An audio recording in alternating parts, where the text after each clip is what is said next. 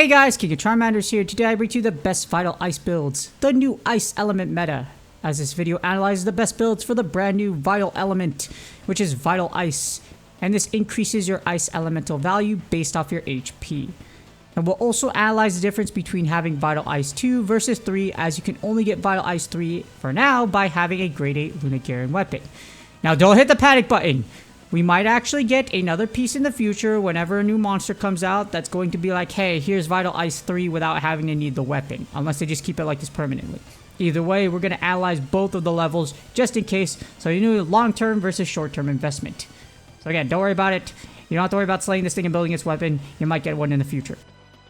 But first, let's take a look at Vital Ice versus Critical Element. So here we compare the top realistic Vital Ice builds versus the best Critical Element builds.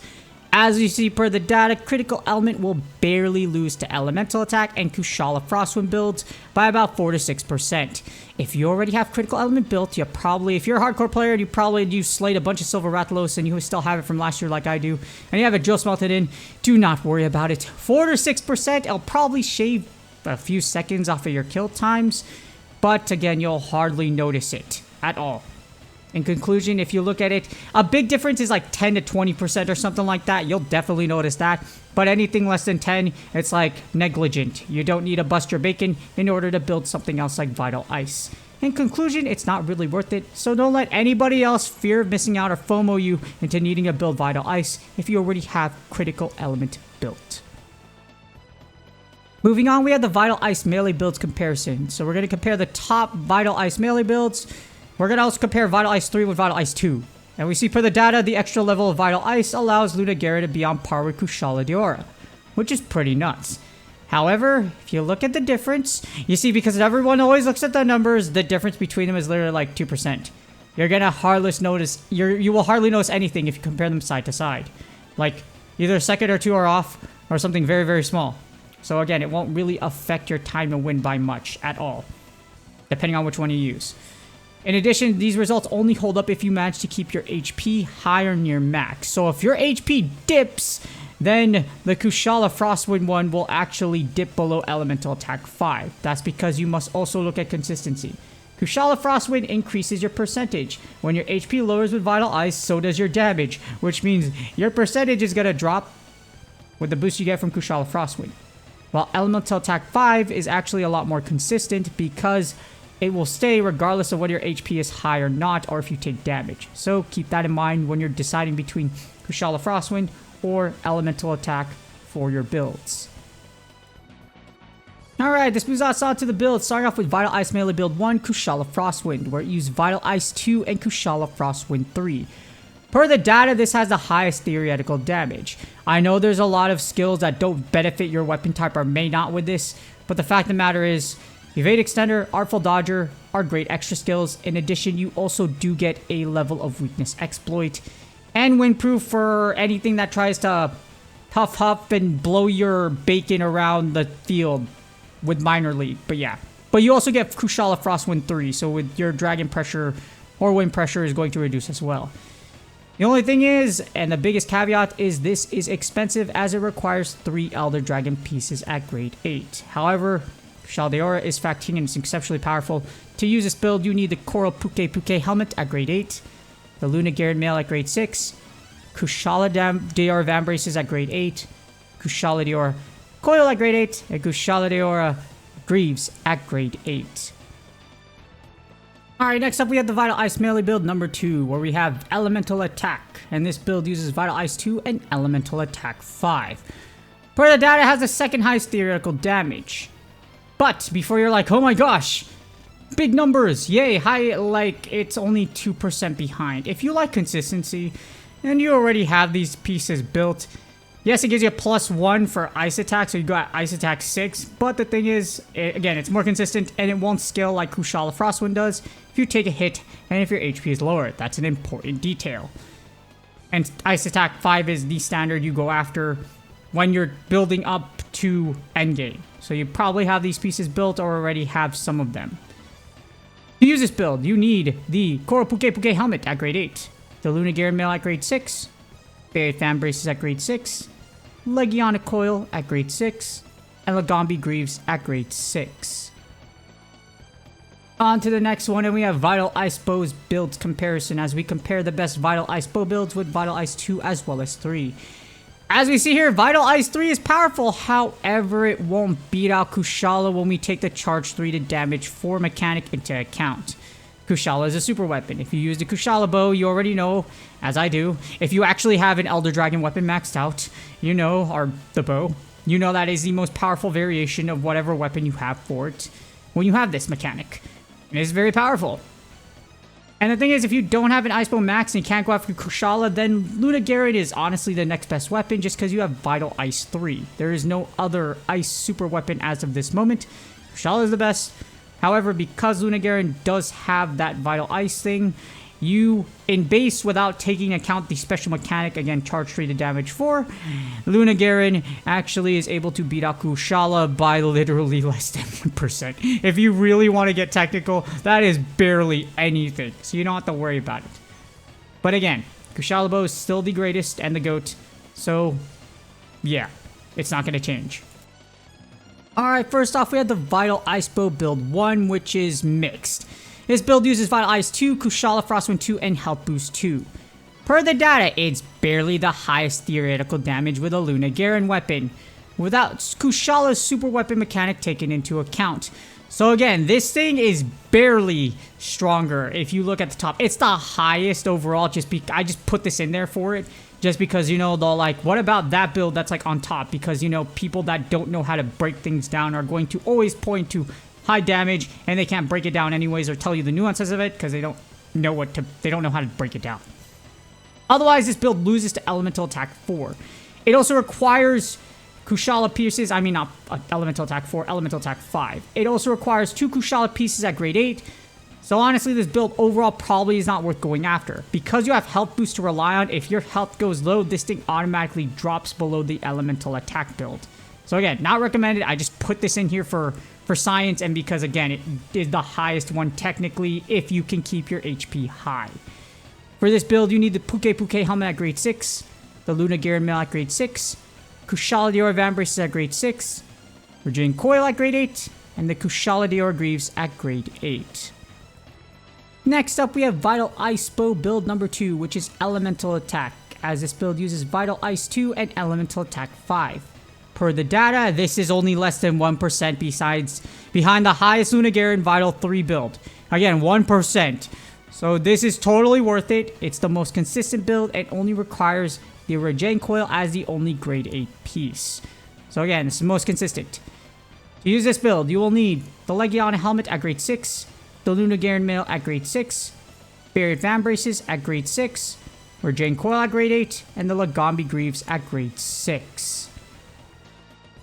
Alright, next up we have Vital Ice Bow build number 3, Vital Ice / Critical Element, as this build uses Vital Ice 2 and Critical Element 3. Per the damage though, this is the lowest by 5 to 6% out of the rest of the builds. You'll hardly notice a difference. However, this would be the build most drift smeltable into, or if you happen to have these pieces already. The thing is, it's better though to just wait for future seasons for Vital Ice 3 with armor. Yeah, it's much better to just wait for one extra level Vital Ice for a monster that's going to come in the future, rather than worry about this. We're almost in December and winter, so likely next season we're going to get Vital Ice 3, if not sooner.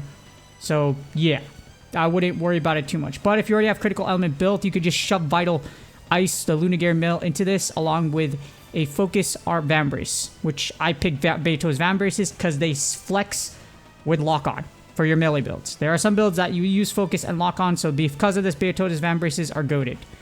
For this build, you need Silver Rathalos Helmet at grade 8, Lunagaron Mail at grade 6, Beto's Van Braces at grade 6, Regen Coil at grade 8, and the Silver Rathalos Greaves at grade 8.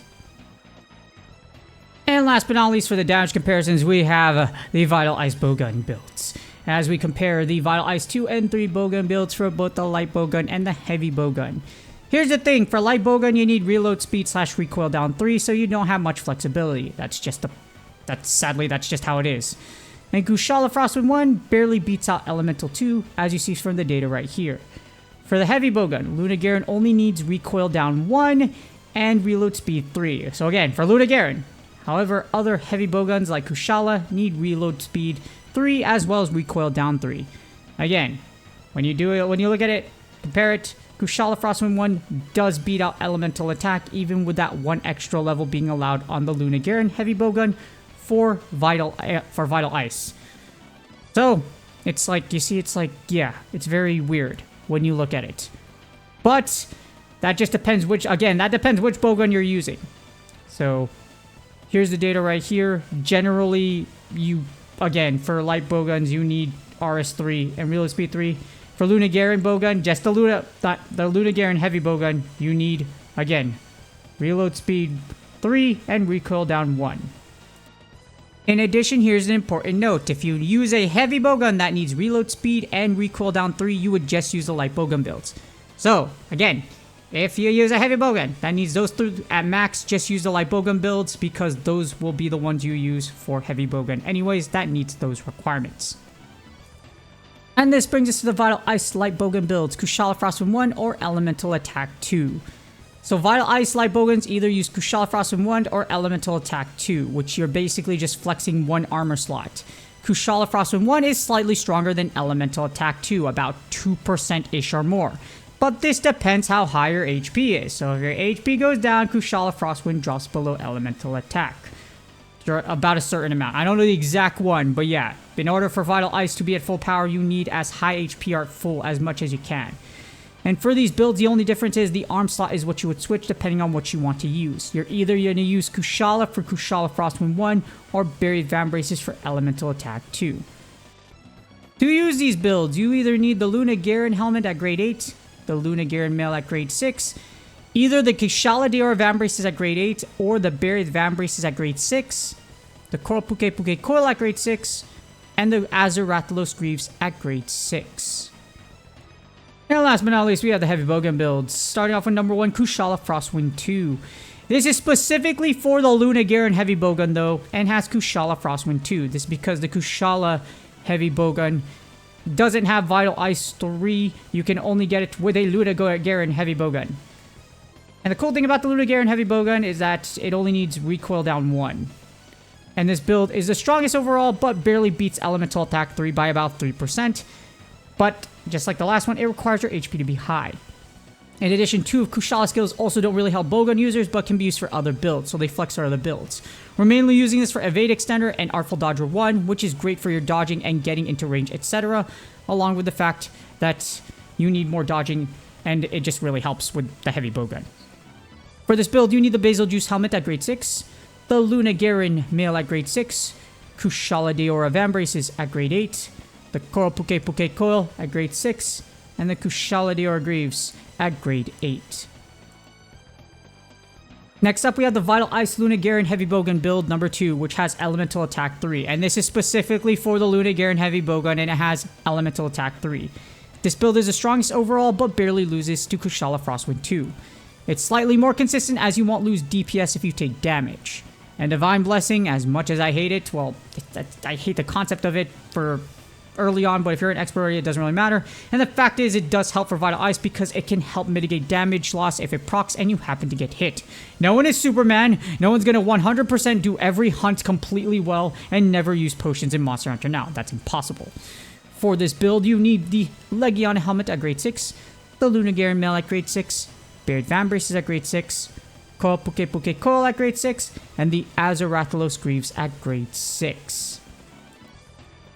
Hopefully this video helps you decide what to build for Vital Ice. Now here's an important disclaimer, be careful about drift smelting for now, as Vital Ice 3 might be possible in a future season without Lunagaron weapons, as the only top content creator in English with a gold drift smelt medal, and one that actually knows how hard it is, thanks to you that don't actually use insta smelts and don't have multiple full drift smelt builds, as in calling everybody else out. It's hard, it's very difficult, and yeah, don't bust your bacon to get the max build right now. Just wait until Vital Ice 3 later in the future. For Ice, you don't need it. It's not that important. Please do me a huge favor. Like, subscribe, and comment for the YouTube algorithm. Good luck on your drawings. Good luck on your builds building up to these Vital Ice builds. They are very powerful. However, they also take a lot of work because you need Lunagaron. So slay those, and hopefully you get a lot of drops from it and what you need to build these. Good luck on your grinds, and I will see y'all on the next video.